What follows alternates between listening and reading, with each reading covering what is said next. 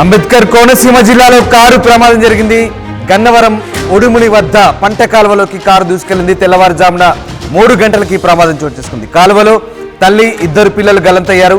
సంఘటన స్థలానికి పోలీసులు, స్థానికులు చేరుకున్నారు. గల్లంతైన వారి కోసం విస్తృతంగా గాలిస్తున్నారు. గల్లంతైన వారు ఉమా, రోహిత్, మనోజ్గా చెప్తున్నారు. అంబేద్కర్ కోనసీమ జిల్లాలో ఈ ఘోర ప్రమాదం చోటు చేసుకుంది. పి గన్నవరం మండలం చింతావారిపేట ఉడిముడి సమీపంలో తెల్లవారుజామున 3 గంటల సమయంలో పంట కాలువలోకి ఒక కారు దూసుకెళ్లింది. ఘటనలో భార్య, 2 పిల్లలు గల్లంతయ్యారు. భర్త ప్రమాదం నుంచి బయటపడ్డాడు.